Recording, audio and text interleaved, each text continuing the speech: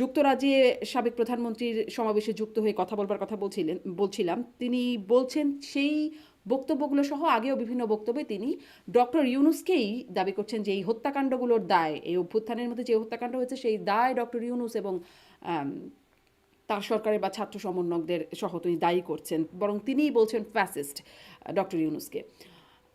মানে এই হত্যাকাণ্ডের দায়গুলো আসলে আওয়ামী লীগ নিজেদের মধ্যে আপনাদের আলোচনায় কি মনে হয়, কিভাবে আপনারা এই হত্যাকাণ্ডের দায় অস্বীকার করেন এবং দায়টি ঠেলে ডক্টর ইউনূসের উপর দিতে চান? স্বীকারের ব্যাপারটা পরে আসি, আপনাকে আমি একটা দু তিনটে ঘটনা বলে দিই। ধরেন আওয়ামী লীগ সরকারের সময়, অর্থাৎ এই ছাত্র বৈষম্য ছাত্র আন্দোলনে যারা আছে, অবশ্যই তাদের রুহে মাগফিরাত করি, প্রত্যেকটি মৃত্যু দুঃখজনক পরিবারের জন্য এবং সকলের জন্য, এবং এর বিচার দাবি করি, এতে কোনো সন্দেহ নাই যে এই করে থাকবে বিচারের মাধ্যমে। আমি তো কাউকে আসামি এখনই করতে পারবো না।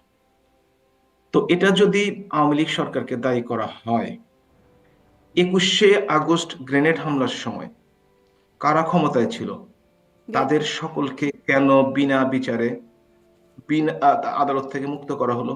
24 জন মানুষ মারা গেছে একদিনে, তাদেরকে কেন এভাবে বিচারের, তাহলে কি বিচারের শাসন আছে? দ্বিতীয়টি, 5ই আগস্ট পরবর্তীতে সারা বাংলাদেশে, সঠিক সংখ্যাটা আমি বলতে পারবো না, আমি পত্রিকায় দেখেছি 600 মানুষ মারা গেছে বিভিন্নভাবে, মব জাস্টিস এবং শত্রুতার কারণে, রাজনৈতিক প্রতিপক্ষের কারণে। এর দায়িত্বটিও কিন্তু যেমন 5ই আগস্টের পূর্বে আওয়ামী লীগ সরকারের উপর বর্তাতো, তাহলে কিন্তু এই অন্তর্বর্তীকালীন সরকারের উপরে বর্তাবে এবং তাদের যারা কর্তা ব্যক্তি আছেন তাদের দিকে যাবেন। এটা কি অযৌক্তিক? আমি একটা কথা বলি, আমার এলাকায় সিরাজগঞ্জ শহরে 3জন বিএনপির নেতা কর্মী মারা গেছে, তাদের নামে মামলা দেওয়া হয়েছে। সঠিক কাজ, মামলা দিতেই হবে। অথচ একজনের বাড়িতে, আওয়ামী লীগের নেতার বাড়িতে, বর্তমান এমপির বাড়িতে 3জন মানুষ পুড়ে মারা গেছে বিএনপি জামাতের অগ্নিসংযোগের কারণে, তাদের মামলাটি পর্যন্ত গ্রহণ করা হয়নি। রায়গঞ্জ উপজেলায় পার্টি অফিসের সামনে 5জন আওয়ামী লীগের নেতা একজন সাংবাদিককে পিটিয়ে কুপিয়ে হত্যা করা হয়েছে, তাদের মামলাটি পর্যন্ত করা হয়নি। আওয়ামী লীগের নেতা হওয়ার কারণে যদি 3টি হত্যা মামলায় আসামি হই, তাহলে এই 9টি হত্যা মামলায় যারা বিএনপি জামাতের নেতারা জড়িত ছিলেন না, নির্দেশদাতা বা বড় নেতা, তাদেরকেও তো ভবিষ্যতে এর মুখোমুখি হতে হবে, যেটা হয়তো নিশ্চয়ই, তারা নিশ্চয়ই এই বিষয়গুলো নিশ্চয়ই। সমানভাবে মানে খুবই সুতরাং আপনাকে দুঃখজনক। আমি বলি, সেই কথাই বলছিলাম, যে কোনো সরকারের সময় যদি হত্যাকাণ্ডে সেই সরকারকে দায়ী করা হয়, তাহলে প্রত্যেকটি সরকারের সময় হত্যাকাণ্ডে না, প্রত্যেকটি আসলে ঠিক সরকারকে যে দায়ী কোনো করা হবে। সরকারের সময় মানে আমি দায়ী হলে উনি দায়ী, উনিও দায়ী, উনি দায়ী হলে আমিও দায়ী, ঠিক এই বিশ্লেষণে না গিয়ে যদি আমরা সেই সময়কার না না না, ঘটনা। এই বিশ্লেষণে আমি যাইনি। আমি উদাহরণ দিয়ে বলেছি যে এতগুলো মানুষ মারা গেছে অপঘাতে, হ্যাঁ, প্রত্যেকটি বিচার হওয়া দরকার, এবং নিশ্চয়ই, তার নিশ্চয়ই। ঢালাওভাবে কাউকে অভিযোগ না করে যারা সত্যিকার অর্থে এর সাথে দায়ী, তাদের বিচারের আওতায় আনা উচিত। হুম। মানে আমরা যদি বলি যে আপনাদের মানে আওয়ামী লীগ সরকারের সময়, আমি এটাই প্রশ্ন করছিলাম যে সেই সময় এই অভ্যুত্থানের সময় যেই হত্যাকাণ্ডগুলো হয়েছে, 708 জনের তো একটা তালিকায় দিয়েছে স্বাস্থ্য মন্ত্রণালয়, 1500-র মতো হত্যাকাণ্ড হয়েছে বলে বলা হচ্ছে। 31শে ডিসেম্বরের মধ্যে একটা তালিকা দেওয়া হবে, সেটি হয়তো তখন আমরা জানবো যে আসলে কেমন হতে পারে হত্যাকাণ্ডের সংখ্যাটা।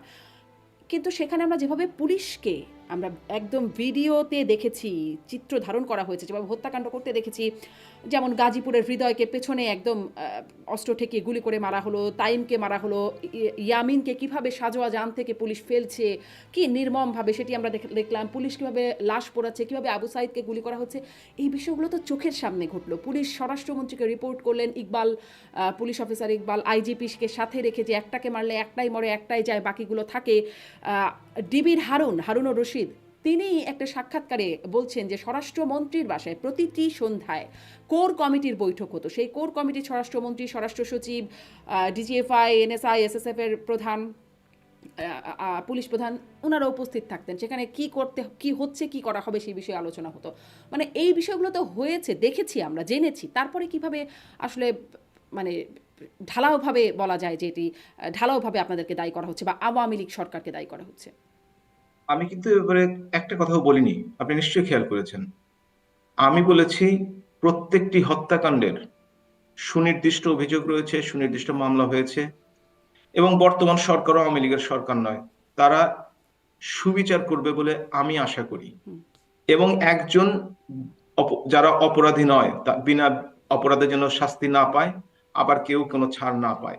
কিন্তু রাজনৈতিক কারণে আমরা দেখেছি যখনই যে সরকার আসে, সেই সরকার মামলাগুলো তুলে নেন। এটা আমি সব সরকারের কথাই বলছি। এমনকি আমি এই সরকারের কাছে এটা আশা করি নাই যে 21শে আগস্ট আইভি রহমান সহ 24 জন মারা গেলেন, সেইখানে কারো কোনো শাস্তি হলো না, সেখানে সবাই বেকসুর খালাস পেয়ে গেলেন। এইটা আইনের শাসন কিনা আমি বুঝতে পারি না। যেমন আমি অবাক হয়েছিলাম এস আলমের ব্যাপারে, যে তাকে তার দুর্নীতির বিরুদ্ধে মামলা করা যাবে না, তার দুর্নীতির বিরুদ্ধে তদন্ত করা যাবে না, এই হাইকোর্ট থেকে নির্দেশ আসে। এগুলো আমরা কখনোই মেনে নিতে পারি না। দল করতে পারি, সাধারণ মানুষ হিসেবে বিবেকের কাছে এর জন্য দায়বদ্ধ থাকতে হয়। জি। ধন্যবাদ। বিবেকের দায়ের কথা আপনি বলছেন।